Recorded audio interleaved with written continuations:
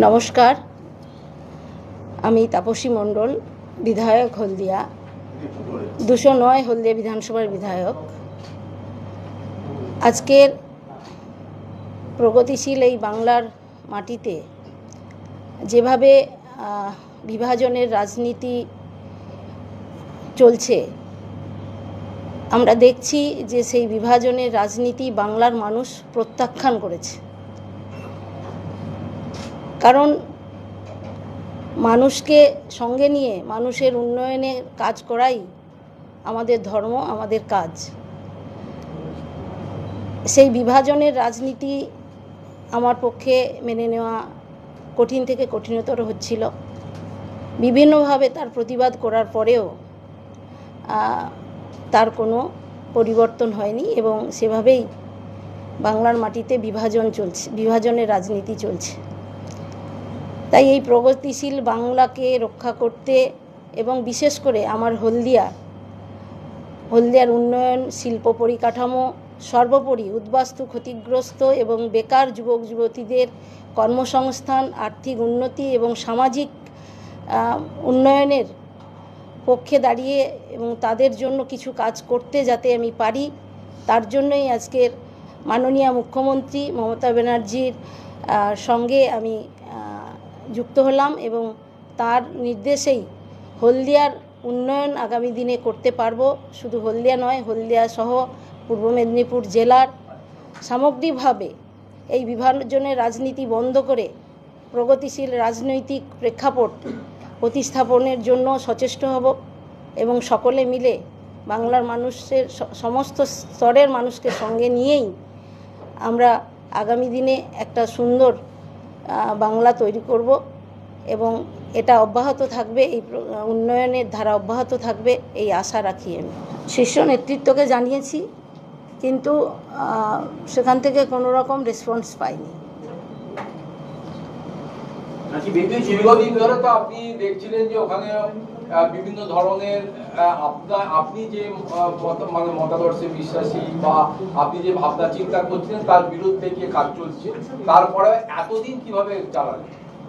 চেষ্টা করছিলাম যে একটা রাজনৈতিক দলকে সাংগঠনিকভাবে শক্তিশালী করে মানুষের মধ্যে ঐক্য তৈরি করা যায়, সেই চেষ্টায় ছিলাম। কিন্তু সেখানে আমি দেখলাম আমরা আমাদের লোকসভা বা জেলার ওপরে দাঁড়িয়ে সেটা একটা জায়গায় যাচ্ছিল, কিন্তু সেটাকেও পক্ষান্তরে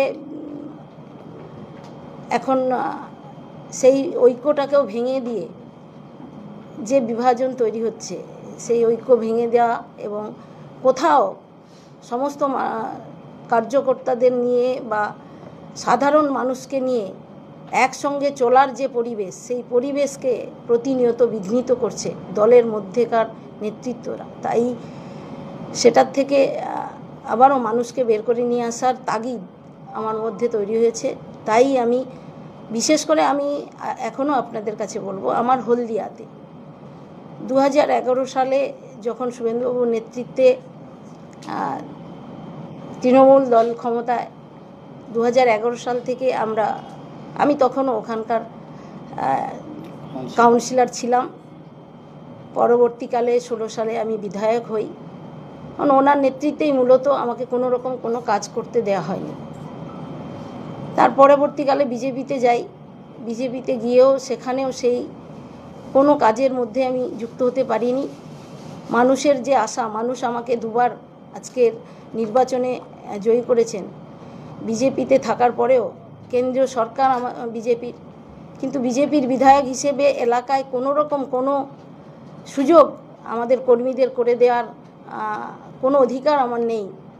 সেই জায়গা থেকে দাঁড়িয়ে আমার মনে হয়েছে যে রাজ্যের সরকার, রাজ্যে যিনি আছেন মাননীয় মুখ্যমন্ত্রী মমতা ব্যানার্জি, তার হাত ধরেই এই এলাকার মানুষের কিছু উন্নয়ন করা সম্ভব। এলাকার বেকার যুবকদের, সেই সঙ্গে শিক্ষিত বেকার প্রতিনিয়ত বাড়ছে। আর হলদিয়া মানুষ ক্ষতিগ্রস্ত, উদ্বাস্তু মানুষ, জমি ভূমি ঘর বাড়ি সব দিয়েও এখনও তাদের রিভেলশন প্লটই অনেকের হয়নি। এবং কর্মসংস্থানের ক্ষেত্রে তাদের কোনো রকম সুযোগ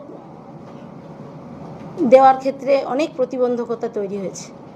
তাই সেই জায়গা থেকে দাঁড়িয়ে আমি বিধায়ক হিসেবে আমার এটুকু মনে হয়েছে যে দিদির সঙ্গে থাকলে, মাননীয় মুখ্যমন্ত্রীর সঙ্গে থেকে ওনার যে উন্নয়নের ধারা, তাতে যাতে হলদিয়ার উপকার হয়, হলদিয়ার মানুষের উপকার করতে পারি, সেজন্যই আমি ওনার সঙ্গে আজকের যুক্ত হলাম।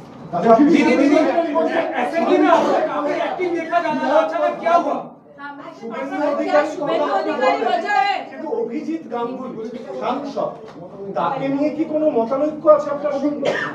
দেখুন, অভিজিৎ গাঙ্গুলিকে এমপি হিসেবে প্রার্থী করেছেন শুভেন্দুবাবু, বা পার্টি দিয়েছেন জানি না কেন।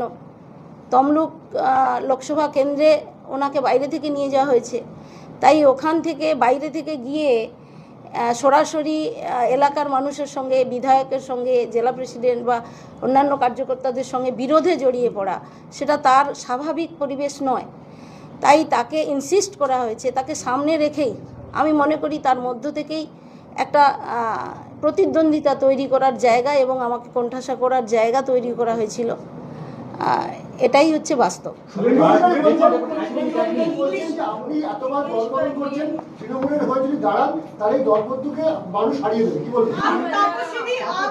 सीपीएम में थी, फिर आप बीजेपी में गई, आज आप तृणमूल कांग्रेस में आई है।